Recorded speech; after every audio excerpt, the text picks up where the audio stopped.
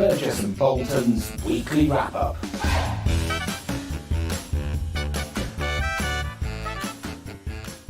Hello, everybody, and welcome to a new series of Burgess and Bolton's weekly wrap-up, where we look at everything to do with the London market, technology, change, innovation. This week, we're going to reflect on some of the big challenges, I suppose, Ben, that are coming up over the horizon. And we've got, I think it's the final interview with John Muir. Is it the final one, or are there 8 more chapters to go? Yeah, there's two clips, so we will see how much fits into the show, as this is a pre-record, but there are 2. Yes, you may get one this week and one next week, but Okay. We're reaching the end of the epic saga, like Mr. War Muir's. and Peace. Yeah. Good. Okay, so let's crack on, and I think we're going to start off with Monte Carlo, because that has been in the news constantly, and a few of the themes that came out of there. Ben, you picked up on a couple, and then I'll add in as well. Let's start off with social inflation, which is a kind of a term that has been all of a sudden bandied around in the news, and I've started to hear people talking about it where I hadn't done before the summer. So shall we just talk a little bit about what it is and then its implications?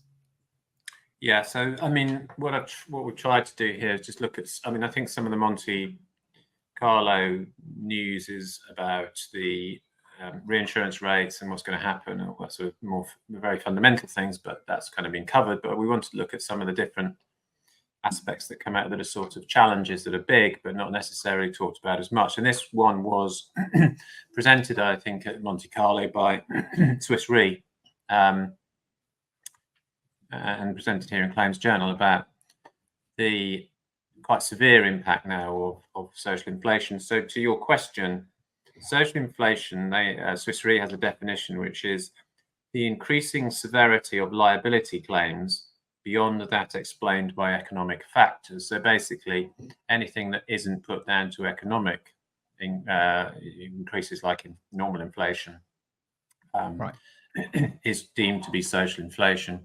Typically, what it really means is it's US driven largely.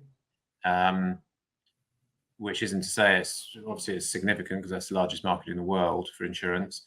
It's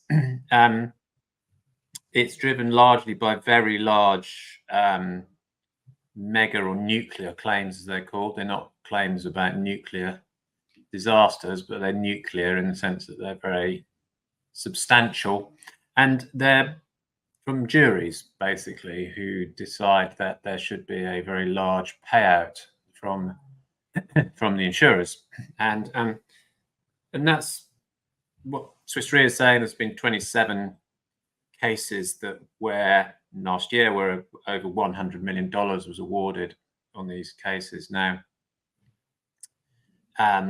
that has led to a social inflation, as it says here, of 7%, and that's ahead of normal economic inflation, which I think is probably around about 3 or 2.5 in most countries, in most Western countries at the moment.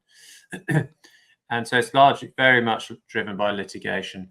It's not like it's never happened before, but it is at 20 years high. It's something that does come and go a bit, depending on the mood. And it's also somewhat driven in the US because of the way that the legal structures work there, the legal system works are taught, and the fact you have juries. You don't often have juries in UK and other Western countries. So, and you could argue the US is more litigious anyway because of that, because there's the opportunity to do it, and therefore these things. But it is. And then the other thing about it, a lot of these large awards are related to, on various types of claims, but bodily injury. So trucking at the moment is a difficult one for insurers to underwrite because of social inflation, where there's been injuries to truckers either through accidents or whatever. And therefore, lots of trucking businesses have gone out, have gone out of business, or some are obviously they can't do it. They can't operate without insurance. So, and the other thing that they're saying is, of course, it leads to as soon as social inflation started to rise, insurers started to notice this and see this and calculate it, build it into their numbers, and then they would re-underwrite risks and cut limits, which fundamentally cuts the supply of insurance or reinsurance to the market. And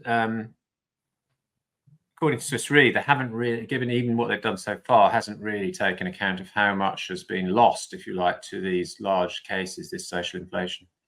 So all in all, it's a very big issue. It doesn't look like it's going to go away anytime soon. And it's kind of driven as well a bit by the views and attitudes of people, societal views, hence it's social inflation. So it's to do to some extent with whether juries feel that these awards are deserved against very large corporate enterprises where people are injured or whatever. And they seem to want that to be the case. So therefore it drives this up. But if you put that to one side, it also creates a squeeze on insurance. And that Swiss Re says will lead to more insolvencies in business generally, because business can't get insurance, and they'll have to fold and so on and so forth. So they said in this presentation that really the impacts are much wider than just on the insurers themselves. They're on the whole of commerce and economies, because once insurance is taken away and reduced, then business can't operate as effectively. And so it's a big deal, and it's a big challenge. So you said, and I can see that, for the medium term, that this is a big challenge. But you said it comes and goes. So these this phenomenon is being driven by litigation. Does it then kind of ease off, or what are the dynamics at play that then lead it back to some kind of equilibrium? I think they are largely to do with the views of people making the judgments, which often is often juries in the US. So depending on the times, people could be pro or anti big business, for example. Right. And that is also probably true of the judiciary themselves as well, who will have a tendency to say, well, actually, I think this is something that we need to give a larger payout for. So it's a creeping effect. I mean, it is dramatic when you see more and more 100 million awards. Yeah. And it obviously feeds off itself to an extent, because once you've seen one big award, then another one seems justified. Or you might say it's almost like case law. You said, well, so-and-so got an award on this. But I don't think it's clear as to why it comes and goes, but it is sort of, because litigation is a reflection of what the public believes or feels ultimately. In US law in particular, it's not just experts saying this is the cost and therefore this is the compensation. Yeah, it's more about what's deserved as a balancing effect, and the insurers are sort of caught in the middle on it, I guess, really, which is, well, we've priced this properly and everything, and then the jury comes along and basically blows that out of the water. Yeah. With bodily injury, you can obviously have the injuries and measure what those are and the costs of medical care and treatment and things, but trauma and people's views now in society about the mental, effect or damage from an accident or a loss could be more likely to be included in their thinking when they give the loss rather than just the injuries themselves. So that's kind of where the increase comes from. Right. So more awareness or more knowledge creates a different way of thinking, and that can result obviously in the views changing. And I think that's what it is really. It's a it's kind of the judgment or the opinion of those juries. Yeah, no, that's really fascinating. And then something else that kind of came out that you picked up is the kind of cyber, which is kind of related, but also different. Well, it's another challenge, and it's obviously we've had the big kind of outage, and it didn't hit too hard the big cyber insurers because they had excluded quite those sort of outage losses, as I understand it. Sensible thing to do, I guess. But what this report from Zurich and Marsh is asking for is to say that the market for cyber is quite big. It's 14 billion at the moment, but it's not really substantive compared with the risks in cyber. And what they're saying is what we'd like to see is kind of almost like public-private partnerships where government is very clear about that they would provide a backstop in the event of a strike against critical infrastructure. Yeah. And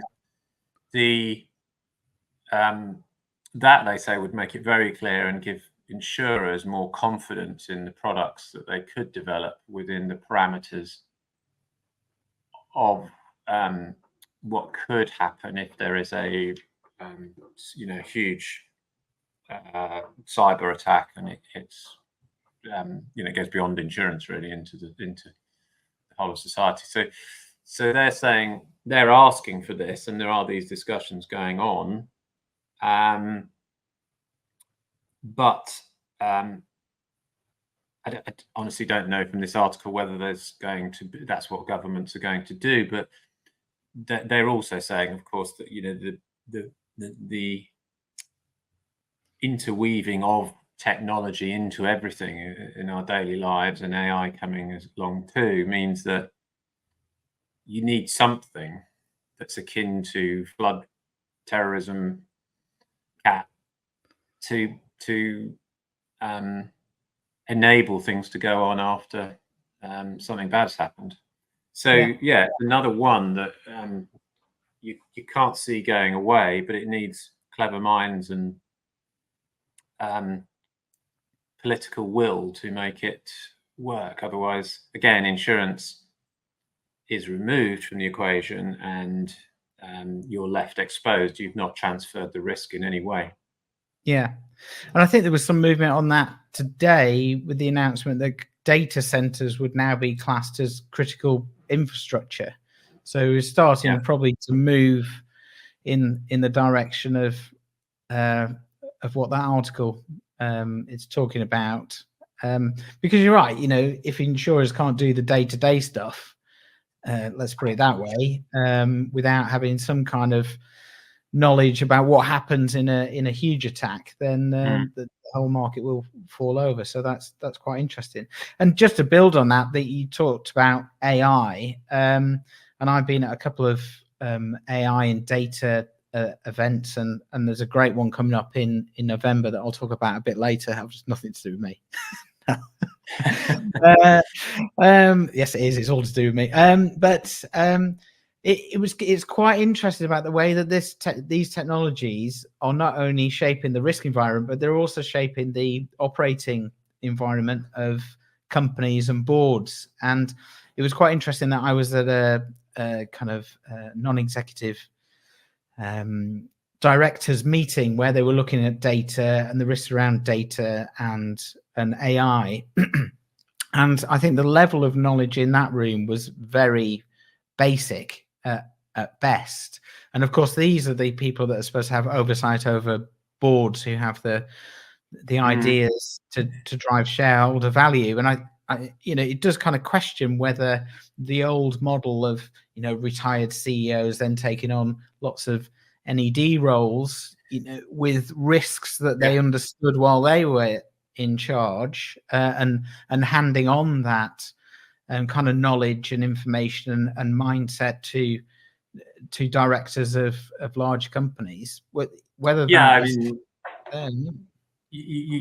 exposure to what are kind of unknown risks within the technology space are quite significant. And I was talking to someone yesterday about, like Lloyd's claims actually, but what if you put everything, if you start to put all of this data into one place with one smallish potentially technology provider, that starts to move millions and millions of dollars through its operation very quickly, and in cyber terms would become a very attractive target for those businesses. So the sort of argument of all your eggs in one basket then maybe is not so beneficial if you think that, okay, it's all very nice to have it in one system, but if that one system is insecure, then the whole market could collapse. If that got attacked. And I'm not saying it leaves you just saying let's have 1,000,001 different systems, but it makes you think that we have in technology, we have in monetary terms we move a huge amount of money around in this market, and insurance alone has got significant cyber risks associated with it, I should think. Yeah, definitely. Very good. Okay, they are some challenges. I'm sure there'll be just cheer you up. Yeah, just to cheer you up. Get it going. We'll don't worry. We'll end on a lighter note. But let's move on to our next chapter of the John Muir interview. So John Muir has been working in the industry for 50 years. The last 2 or 3 episodes, can't quite remember now, before summer. We were interviewing John about his experience, how he got into insurance in the first place, and how he got into his role around modernization and operations. And in this clip, he talks a bit about the future and talent and technology. So let's play the video, and then we'll come back and talk a bit about it. So the first thing we have to understand about transformation and change in the London market is it's glacially slow. It's honestly, I have found it really frustrating. Yeah, John, the one word I use to say to anybody about this market is its problem. It's slow. Yeah. And it's slow on response. Yeah, why can we not fix that? It is just it's not about demand. I think people talk about, there's not the demand, and we've got to make sure that there's loads of demand from what I can see for the products, and particularly if you can do new products, and we've got green transition and everything. The slowness though is just crippling. So let's talk through what's the root cause of the slowness, because certainly I'm sure you both know me well enough to know what an impatient soul I am. I am horribly impatient. I always have been. I was hoping I was going to grow out of it, and maybe I will in retirement. I'll become more patient. But I've never been a patient man. My attitude is if the opportunity is there, let's go and do it. And then I find myself in London market transformation as being, wow, that's a really slow gig. So with contract certainty, from bing to bang, we did contract certainty in 2.5 years. I think that was okay.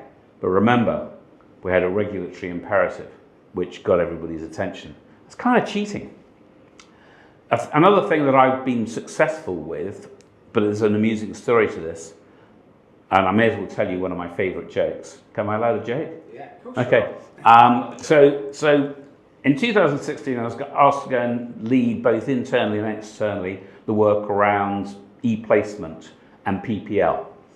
And as it was something I really believed in because I had led a charge on electronic endorsements, I just thought, this is, I know Lloyd's had tried it before with EPS and Connect and other things that had failed, but it didn't change the fact that the world's still moving on, technology gets better, we could do it.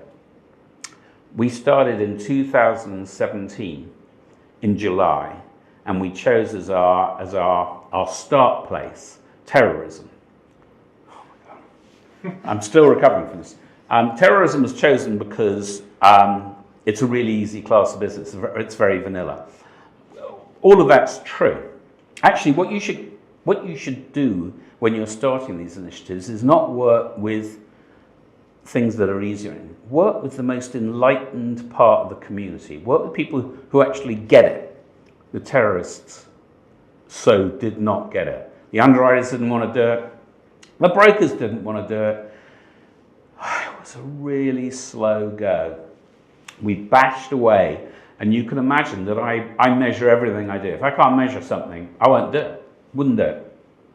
So I was measuring adoption. We'd just measure how many contracts were done electronically through PPL, and then the balance, which we were also able to measure on our technology, which is not everybody would have that investment in technology, but I could see how it worked. By January of 2017, 2.5 years into this thing, we're at 34%. And anybody who knows anything about transformation will tell you, until you get a 50%, you're literally having to fight all the time. Every percent is a fight. I'm thinking, this might take me to the end of my life, trying to get this lot to embrace the opportunity of electronic placement. So I said to Mrs. Muir, I said, look, that's it. I've decided what I need to do is I need to fly to China. She said, you're going to go to China? So what are you going to go and do in China? I said, don't worry, you'll never have heard about where I'm going. But I'm going to fly to a city called Wuhan.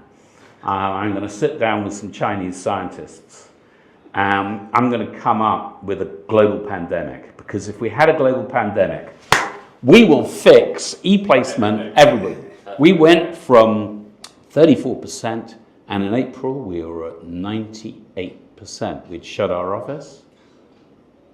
We're at 98. So now we've got the regulator.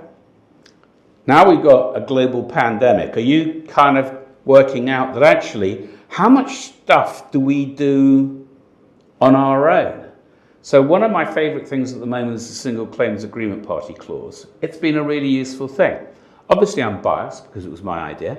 It's been led through Libre. Lloyd's reluctantly did it. Why were people reluctant? Why were they reluctant to embrace such a simple thing? So the new Lloyd's claims arrangements, which take you up to $1 million, when they came and said, you know, this is what we want to go and do, what do the brokers think? We all went, great. That would be great, because that's kind of less work. But it's all in the space of less work.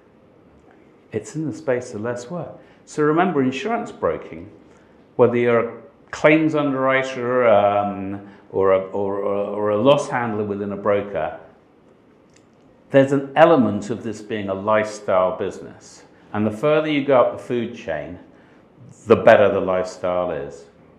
And nobody wants to rock the boat, i.e. they're desperately clinging on to the status quo. And the moment you introduce efficiencies, whether they be e-placement, contract certainty, the SCAP, the moment you introduce any of these things, you are putting at risk people's jobs. And that is the root cause of the slowness of transformation. As always, great to hear from John. Yeah, it's really interesting there, talking about kind of the slowness of the industry to kind of react to things. And that's been a theme at my events, and London Market Claims as an example, Tintec London Market as well. You know, things have been slow until there's something like COVID that forces people's hands, and people need to change the way they do things. And it's kind of interesting, his analysis around why that is. You know, that firstly, you've got those kind of organizations that are naturally risk averse. They're in insurance. They don't want to move at pace for some of the reasons we were talking about earlier in the show. But also the people and the culture within there, and kind of protecting your own environment and your own status, I suppose. Yeah, and I think, you know, job protection is, I mean, he's clearly puts it down to, you know, as John is very, you know, lacking in self-doubt, I guess, around his arguments for everything, which is great.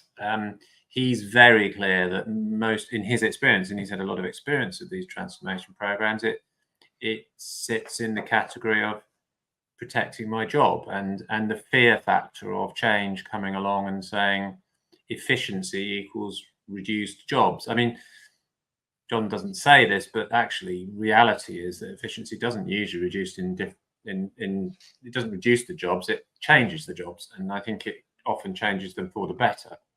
Yeah. And in part, I think this is what John goes on to say, which is why it might seem like a contradictory argument to say, on the one hand, we've got inertia through job protection schemes, effectively, or people protecting their own jobs, which slows transformation down, but also the quality of talent that you get in the market who are adaptable and will face up all the challenges. So John's optimistic view is that will happen, and it always has, because it always has happened, and because as he retires, he looks around and sees lots of bright, intelligent young people, and as he quaintly describes it, young people of the future. So I think it's a perfectly cohesive argument, but it does, as we know, the slowness is frustrating at times and so on. But we keep saying, well, maybe around the corner the change is happening and so on, and we think technology will break it, and it probably will to some extent. Because it's really, really very hard to protect jobs when you've made it more efficient, and taken the drudge away. Yeah, I think people would find it hard to argue that they should still be doing those drudge jobs when a computer can do it.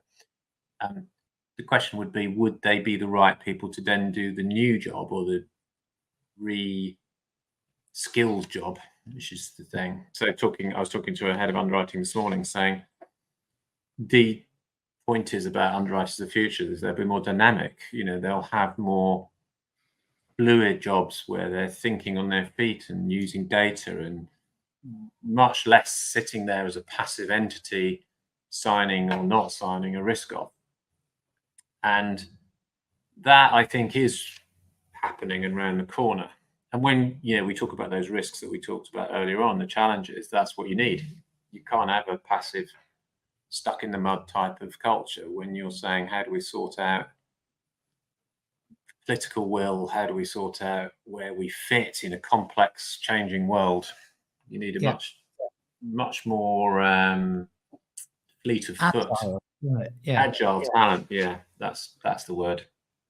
So, and I think that's the most exciting kind of opportunity around some of these Gen AI technologies, is because you will be able to move at pace. And what was interesting at this, and the reason I say that is because you will be able to interrogate vast amounts of information, so long as you know how to use the tools that are put into your hand. So underwriters will need to develop a new set of skills around how do you use, let's just say, ChatGPT to interrogate documents. What are the command prompts that you need to ask it in order to drag out the information? Because it's not going to do the thing for you, but what it can allow you to do is pull out the relevant salient points and then deal with it really quickly. However, if you ask the wrong questions, you get the wrong answers. So I think everybody's pretty much on the same page on this, aren't they? More so than perhaps they were a few years ago, which is that, I mean, I have to say, I don't think some of the technology providers are exactly on that page. I still think many of them think their technology will be the one that just means you don't ever have to have people again. But normal people, who don't code things for computers, know that are all saying the same thing, which is this is an enabling technology. And I think on one of your stages, Zurich said, the only aim now is to work out where technology can enable people to give better customer service and innovate. And that's where I am. I think that's what it is about. And the rest is sort of superfluous. It might be solutions in search of problems, but lots of it you won't need. Yeah, I agree. So yeah, really good interview. We will either be having another clip or we won't next week, depending on how we. Yes, and we will put the whole thing up, won't we? So that we'll have it on a streaming service Like somewhere. Netflix, we might do as a Netflix Yeah, they might want to buy it. blockbuster. Yeah, I'm sure we can get it on our LinkedIn group, can't we? We can, somehow. yes, and we'll put it up on Insure Index as a thing if people want to dip in and out of it. We'll try and give it some chapters, I think, and things like that. Yeah, just some funny Good. bits in there. There are. He's a character. Good, that's for sure. Good little things for young people coming into the market as well. Yeah. Good. Okay. So I've just got a couple of things to close off, Ben. So we've got London market claims coming up in a few weeks' time. Looking forward to that. Plenty of people coming on. Great agenda. However, the thing that I was talking about at the top of the show, which is a data jam, which we launched last week, end of November. Everything to do with data analytics, AI, automation, and how it can be used across the sector. So what we're trying to do is bring all the sectors together, not just London market, and see if we can find some kind of best practice and some user cases and how it can be used in different functions. I think you're going to talk a bit about how it can be used in marketing. We've got claims, obviously underwriting, but then you've got everything in between, finance and operations as well. So yeah, that's to look forward to at the end of November. So that should be good. It'll be good, that. And yeah, one other shout out. So if you look on DQ Pro's LinkedIn feed, they are a technology company for the London market. They've done a really good survey over the summer around the use of data and data quality and data use. And what is this kind of, the theme of it is, what is the state of data in the London market at the moment? And what are some of the challenges we need to overcome to get there? Don't be put off. I did write the intro, but you can ignore that bit. It's actually got some very good chapters written by people that actually know what they're talking about. So a shout out to the DQ Pro guys. Where do we get it? It's you just if you find them on LinkedIn, there's a thing to download. It's free to download. You just pop your email address in, whatever. But okay, cool. Yeah, I'll put a link in the in the chat and the comments here as well. Okay. Yeah. Good. Okay. Good to see you again, Ben. What are you doing this weekend? Apparently, it's going to be nice weather. Well, it's rather autumnal this week, isn't it? But now it's going to get a bit warm again. I'm going to Deal in Kent, on the Kent coast, to see some friends. Excellent. Very nice.